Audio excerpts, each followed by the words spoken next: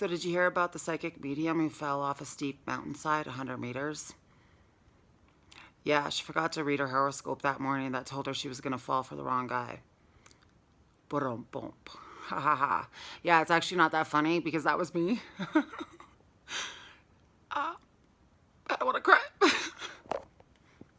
So yeah, I did indeed fall 100 meters apparently down a very steep mountainside. And I'm lucky to be alive. March 26, 2021. I didn't want to get emotional. That's why I didn't make this video for a while. And yeah, the running joke always with people like me is like, oh, couldn't they have seen that coming? Why didn't they see that coming? You must not be very good at what you do if you didn't see that coming. But I did have a lot of warning signs and a lot of messages about it for a long time. But it's not like when you get messages or signs from the universe that it comes in a neat package and it's all in a list and gives you the exact dates and times. And also denial mode kicks in. But I really truly believe one of the reasons I survived is because of my abilities. My spirit guides helped me get through that. They told me what to do. I remember holding on and knowing that I was gonna fall, and I didn't know. I hadn't seen that area in the daytime at all. I was with the wrong people who were trying to convince me that I was freaking out over nothing, that it was a not safe place, and I wanted to leave. And I turned out to be right. It wasn't safe because I could have died. But my spirit guides helped me get through that. I remember holding on and knowing that I was gonna fall. And they told me that as soon as I let go, that I would have to like really quickly pull the hood over my head, protect my head and my face, and just roll. That's what they said. Just roll. Like, remember when you're a kid and you're rolling down the hill? Just roll like that. Don't be stiff. And like, yeah, that's great advice. Like, I'm falling down a steep mountainside and it's pitch black down there and I don't know how far I'm going. And so I did it.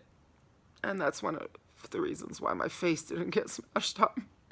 That was the running joke with me and my friends. Like, hey, at least you don't wreck your face. I still have concussion symptoms. My bones are pretty much healed. You can see this finger looks a little wonky. Still, basically split my scalp open. Did not break my skull. I broke my ribs. I broke the top neck vertebrae of my neck. Had to wear a neck brace for 3 months. And I broke and fractured this hand and fractured my right lung. And they put me on life support for the first day and a half because of my brain bleed and concussion and them needing to do surgery on me. But yeah, so the running joke always with people like me is like, oh, couldn't they have seen that coming? Couldn't they have seen that coming? But the truth is, I was having falling nightmares, excessive ones for a while with that, my whole life actually, but I mean, people, that's normal for people to get those here and there, but this was excessive. I became obsessed with these dreams and visions, and so I suddenly became interested in researching how to survive a fall for months before my accident without consciously thinking, why am I thinking of this and why am I suddenly interested in this topic that I've never really been interested in before. I had a bad feeling the whole time leading up to it. I knew something really bad was going to happen to me for a while, but when you get messages like that, you don't exactly study them or look into them because I'm a human still and I got things to figure out and things to do. My mind's taken up with other things a lot. But basically, it's a huge cautionary tale to listen to yourself. Listen to your feelings. I did have a bad feeling, but I was with the wrong people and I was put in a dangerous situation. And trust me, I fought the whole way there, the whole time. I knew it was not a good idea and I knew something bad was going to happen, but they wouldn't listen to me. And one of the reasons I think I survived that is because of my abilities. I don't think I would be here if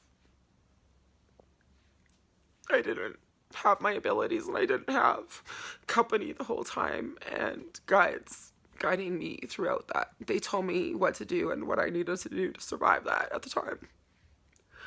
Obviously, it's a really long story and I have more to say about this. This is going to be a multi-part series of videos.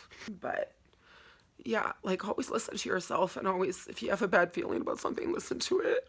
I know this is an extreme version of that, but I know everybody has like dozens, if not hundreds of stories in their own lives where they didn't listen to themselves and that something bad happened.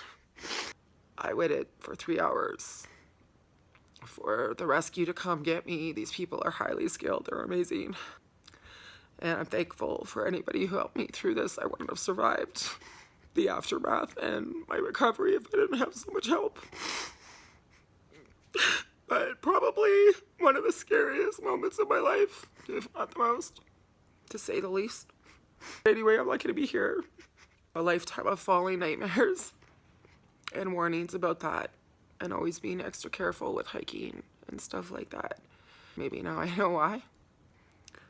And they kept me entertained at the bottom. Yes, I want to talk more about this. I did have an experience where I was given a choice to stay there or come back. And I said I wanted to come back because I had other things that I need to do. And also, I didn't want my family and friends to have to clean up the mess of my place or deal with all of the things that, mundane things that I didn't get done. That's like one of the things I was thinking about down there. It's ridiculous. I truly believe that I survived because of my abilities. If I didn't have my abilities, I wouldn't be here, because they talked me through it and kept me entertained down there waiting for help. Made me laugh too much so that my broken ribs would act up. One thing that my clients and friends and family know that I always say is spirits are actually lighthearted and funny. They're not serious all the time. And they kept me entertained and kept me company while I waited for rescue. I think it was about 3 hours that I was at the bottom of that cliff before rescue could get to me, and then I got flown into the hospital to the city. But yeah, the running joke, couldn't she have called that? But I did, though. I did. But they helped me, and that's why I'm here. I've survived. Also, too, all the people who helped me after that, because it took a long time for recovery. I still have concussion symptoms. My ADHD is like 20 times worse than it was before, but I've come a long way, and I wouldn't have come this far if it wasn't for people who helped me with, because I couldn't work. I couldn't do anything. People had to do everything for me. So that's another reason I survived, is because of people here on Earth that did things for me, shopped for me, helped me bath, helped me shower, cooked for me, fed me, took care of me. But yeah, I'll leave it at that for now. This is definitely going to be a multi-part video series about this. I am writing about it too. I wanted to make like a really good punchline for the joke. I still have other ones, but I mean, if anybody else can think of a better punchline, let me know. Yeah, you can't tell me this lady isn't psychic. 13 years ago, she named her website Rocky Mountain Medium. And then she fell off a mountain. A really rocky one.